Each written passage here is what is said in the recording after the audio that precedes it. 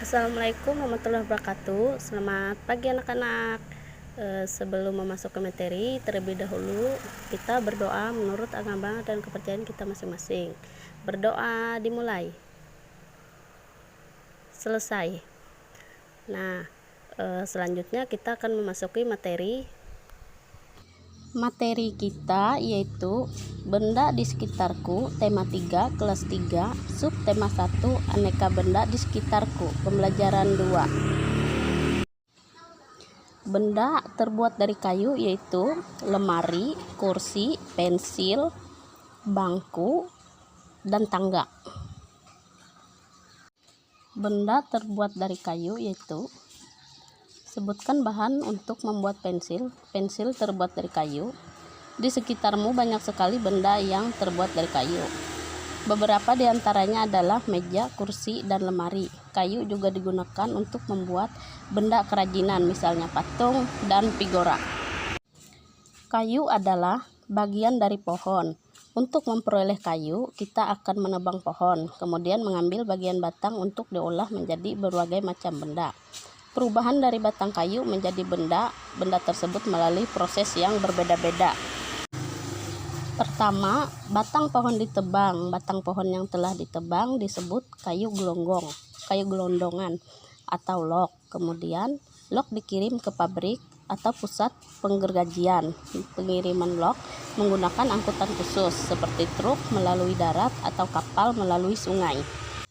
Setelah itu, log dipotong-potong sesuai keperluan. Untuk menghindari jamur dan serangga yang dapat menyerang kayu, maka kayu perlu dikeringkan. Cara hanya dengan dijemur. Kayu dijemur sekitar 2 hingga 4 minggu. Setelah dijemur, kayu siap diolah sesuai keperluan.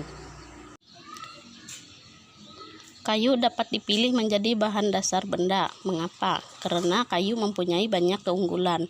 Keunggulan kayu adalah mudah dibentuk. Beberapa benda yang terbuat dari kayu jati dapat bertahan sampai puluhan bahkan ratusan tahun.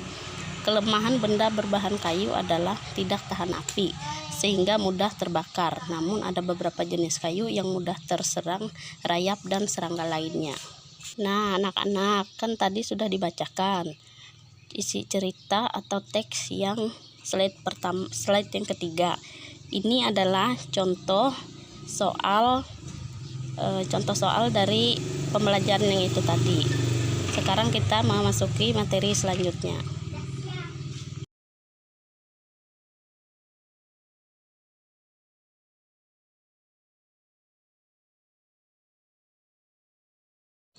Kamu telah membaca cara mengolah kayu. Kayu diolah menjadi benda-benda yang dipakai sehari-hari.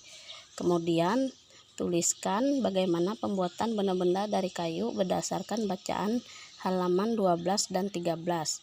Kemudian lengkapi dengan gambar pada kotak di bawah ini. Jadi adik-adik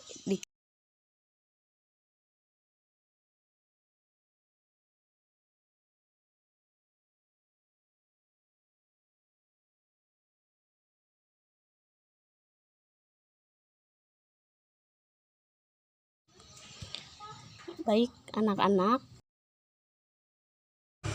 Selanjutnya yaitu ayo berdiskusi.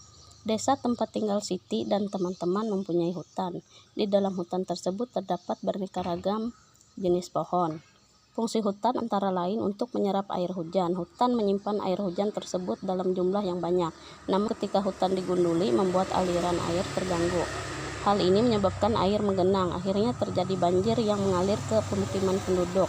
Kebutuhan benda dari kayu yang terus meningkat mengakibatkan kebutuhan akan bahan kayu terus meningkat.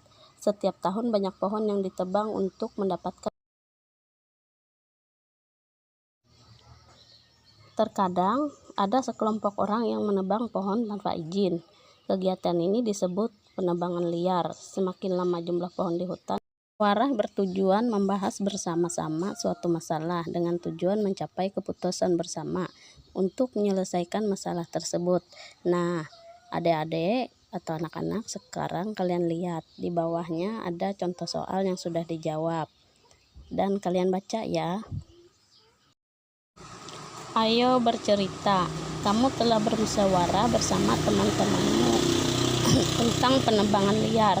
Tuliskan pengalamanmu bermusyawarah bersama teman-temanmu di bawah ini. Nah, di bawah ini kan ada soal, kemudian adik-adik kerjakan ya. Yang di bawah nomor 3 itu, musyawarah merupakan salah satu cara untuk mencari keputusan bersama. Ayo mencoba. Kayu tidak hanya digunakan sebagai bahan baku untuk membuat meja, kursi, ataupun benda kerajinan. Kayu juga dapat digunakan untuk perlengkapan olahraga seperti permainan bola kayu. Nah, sekarang adik-adik lihat pada kalimat di bawah ya, untuk diamati bacaannya. Mari berlatih menangkap dan melempar bola. Perhatikan cara melempar dan menangkap bola yang benar. Nah, adik-adik coba kalian perhatikan pada gambar yang di bawah ini. Gerakan dasar melempar ada 3, gerakan dasar menangkap bola ada 3 cara juga, kemudian dikombinasikan dengan gerakan melempar dan menangkap bola. Nah, adik-adik atau anak-anakku sekalian, itu saja materi yang dapat kakak sampaikan. Kurang lebihnya, wassalamualaikum warahmatullahi wabarakatuh. Sebelum mengakhiri pelajaran, kita berdoa menurut agama dan kepercayaan kita masing-masing. Berdoa dimulai. Selesai. Terima kasih.